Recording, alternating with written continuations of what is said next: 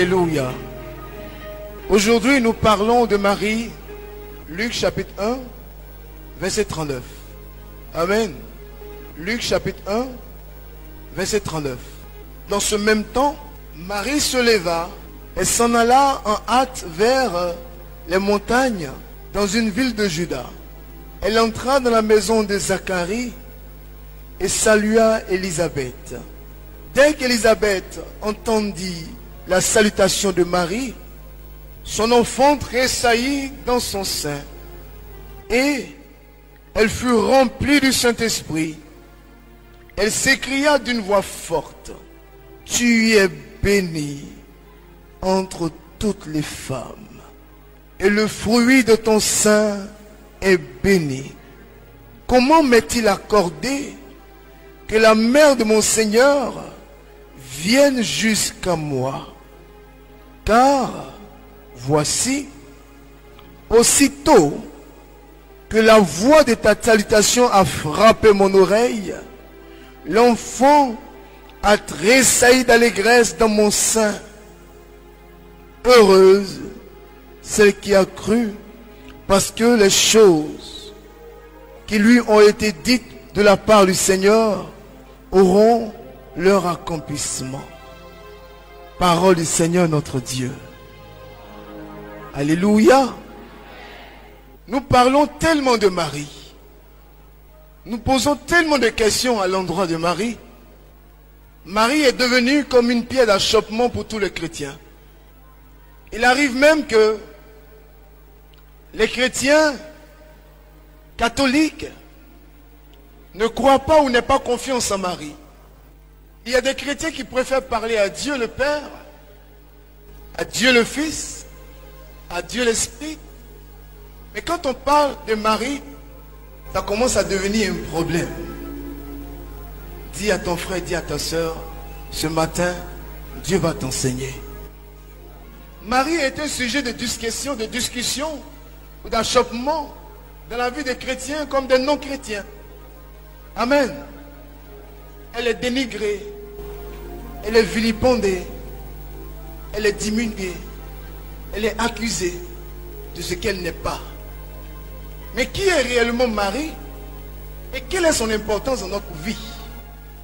Pourquoi un mois spécial, Marie?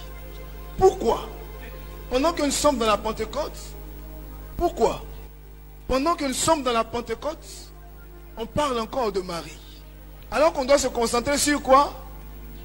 Sur l'Esprit Saint, sur les grâces, sur les charismes.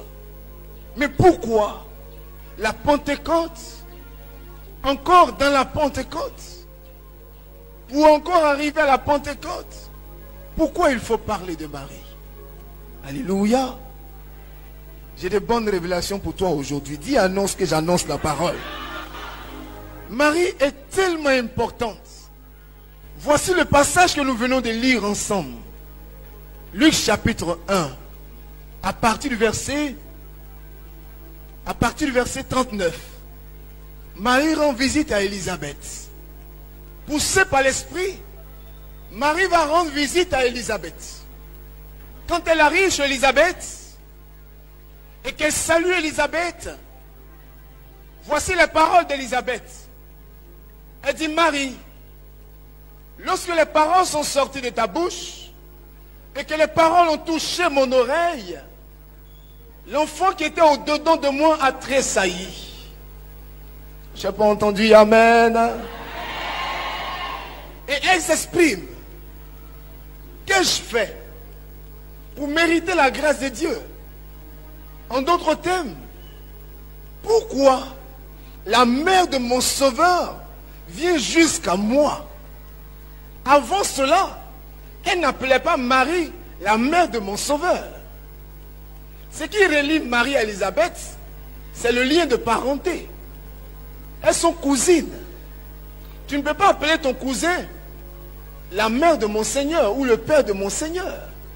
Mais poussé par l'Esprit, à cause de ce que Élisabeth vient de vivre, à cause de ce qu'Élisabeth a ressenti, à cause de ce qu'Élisabeth a expérimenté, l'esprit qui est sur Marie va toucher encore l'enfant qui est dans le sein d'Élisabeth, va toucher l'enfant qui est dans le sein d'Élisabeth.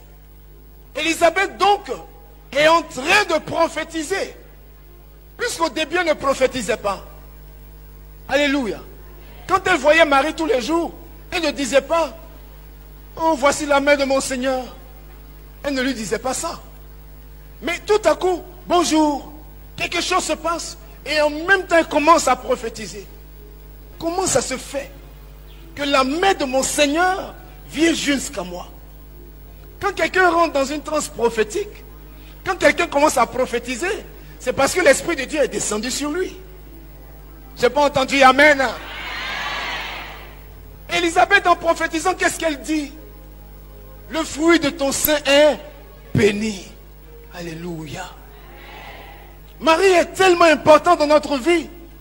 Quand nous lisons encore Jean chapitre 2, vous connaissez cet épisode, vous connaissez ce verset, vous connaissez cette image, vous connaissez ce tableau de l'évangile. Marie est avec Jésus à un mariage. Vous savez ce que Marie fait? Marie constate qu'il n'y a pas de vin. Mais discrètement, elle commence déjà à intercéder. Comme Marie connaît son enfant, elle est avec lui depuis près de 30 ans. Jésus a 30 ans. Il va maintenant commencer son ministère. Mais il atteint un signe de Dieu. Alléluia. Marie va vers Jésus. Marie dit à Jésus, ils n'ont plus de vin. Vous connaissez la réponse. Vous connaissez la réponse. Qu'est-ce que Jésus lui dit? Femme, qu'y a-t-il entre toi et moi? Femme, mon heure n'est pas encore arrivée. Alors que Marie sait que l'heure de Jésus est arrivée. Si vous avez Marie dans votre vie, elle va vous aider à faire des discernements. Elle va vous aider à pouvoir prendre des décisions. Quelquefois, nous prenons des décisions qui sont raisonnées. Nous prenons des décisions qui viennent de notre raison. Nous prenons des décisions à la lecture de certains événements. Mais il y a des moments où certains événements nous dépassent. Quand ces événements nous dépassent, il faut, comme le diraient les philosophes, un supplément d'âme. Quelque chose de plus. C'est quelque chose de plus. Si vous êtes en connexion avec Marie, si vous marchez avec Marie, Marie vous fera marcher dans la révélation. Marie se lève devant tout le monde. Elle n'est pas vexée, elle n'est pas frustrée. Mais aux yeux du monde, Jésus vient de honner sa mère. Mais elle ne regarde pas cette apparence. Elle va vers les disciples et elle leur dit, faites simplement, vous dira. Parce que dans le spirituel, elle a la lecture de ce que Dieu va faire. C'est pour ça que s'attacher à Marie est très important. S'attacher à Marie vous connecte à l'esprit, vous connecte au divin, vous connecte à la volonté de Dieu.